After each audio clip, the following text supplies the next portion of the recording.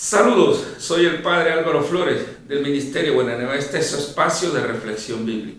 Sea usted bienvenido, bienvenida. Me encuentro aquí en mi capilla de mi casa, donde siempre hago mi oración en la mañana. Me encanta contemplar este crucifijo. Me gusta, porque en realidad me recuerda esa radicalidad de vida y de entrega de Jesús.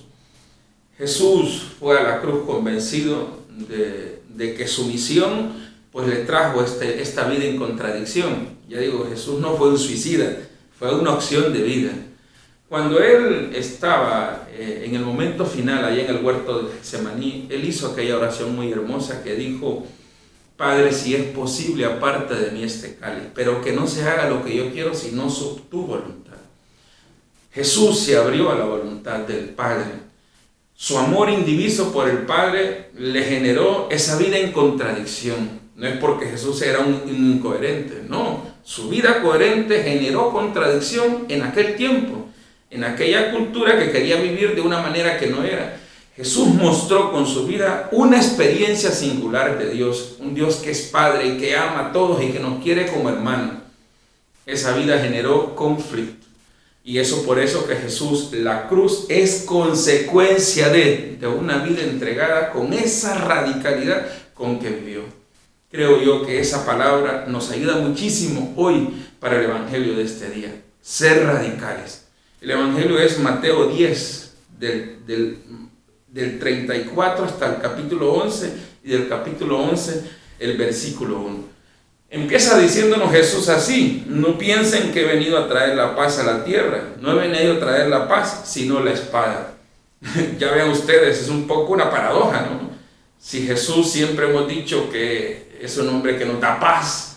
De hecho, cuando en la experiencia de la resurrección los discípulos tenían miedo, se presenta en medio y dice: la paz esté con ustedes. Cuando allá cuando estamos en Adviento, recuerden ustedes, el libro de Isaías dice: viene a nosotros el príncipe de la paz. Como que uno dice, ¿y cómo ahora nos dice que no viene a traer la paz sino la guerra?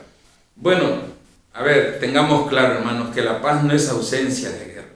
Es decir, construir un mundo de paz va a generar conflicto, porque la paz implica en nuestra vida generar una vida en perdón, una vida en justicia. Si no hay justicia, no hay paz. Una vida en solidaridad. Es decir, la paz no solo es un sentimiento, no solo es una emoción, no solo es experimentar esa quietud emocional de decir: ay, qué bonito me encuentro con Jesús, que es el peligro ahora de estas espiritualidades de endulzamiento. Sí, es que el Señor te da paz, Dios te da paz. Es verdad, es cierto que Dios da paz, es cierto que Dios genera esa tranquilidad. Pero es cierto también que esa paz es un estilo de vida de todos los cristianos.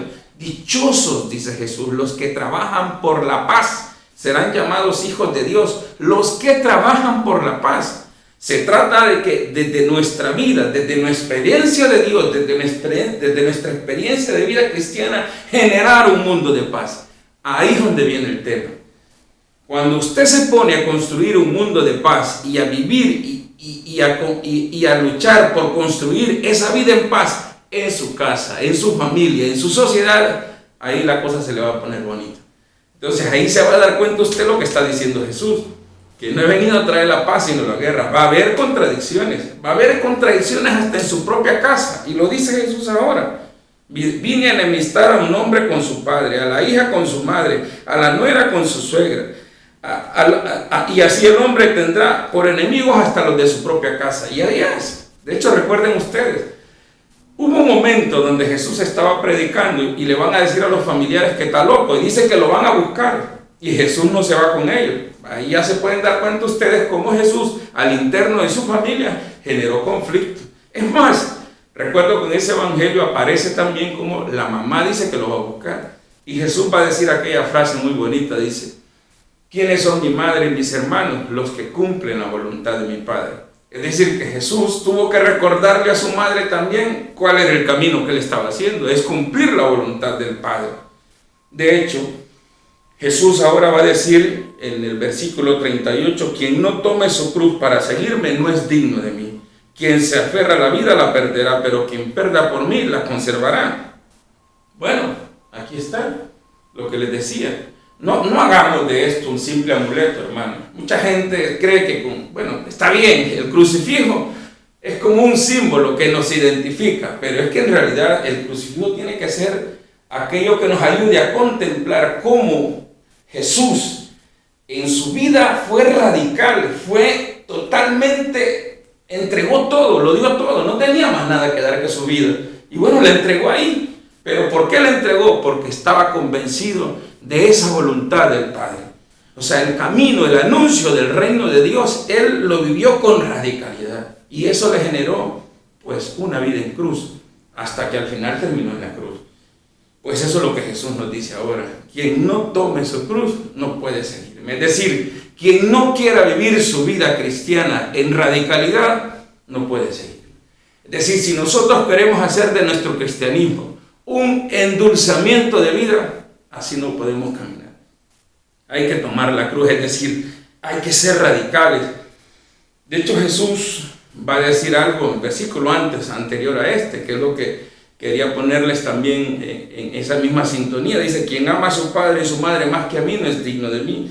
Quien ama a su hija o su hija más que a mí no es digno de mí. Vean que es un poco raro porque dice, pero es que Jesús nos invita a no amar la familia. No es eso. No es eso. Claro que Jesús amaba a su mamá. ¿Y cómo no la va a amar a su madre y su padre? De hecho, él al final de la cruz en el Evangelio de San Juan se le entrega al discípulo que más amaba, dice, para que cuide a su madre. O sea, no es que la va a dejar así. No. La familia tiene que tener su puesto también en esta experiencia de vida cristiana. No es que Jesús la hace a un lado. No. Cuando uno genera un seguimiento en Jesús, al final uno sabe poner en su justa medida las relaciones familiares, que es lo que Jesús está planteando. Es muy importante por eso ser radicales. Hacia eso creo que nos invita el Señor. Y la última palabra que creo que es muy bonita también y que nos ayuda mucho en este evangelio es la confianza. Termina diciendo Jesús en el versículo 42, quien dé de beber un vaso de agua fresca a uno de estos pequeños por su condición de discípulo, les aseguro que no quedará sin recompensa. O sea, Jesús fue a la cruz convencido de la confianza y del amor del Padre. Dice Jesús, quien les dé a ustedes de beber un vaso de agua. Y Jesús en otro evangelio también dice, miren, cada obrero merece sus recompensas, merece su salario. Es decir, yo voy a estar con ustedes. Jesús siempre nos recordó que Dios no deja de la mano a nadie.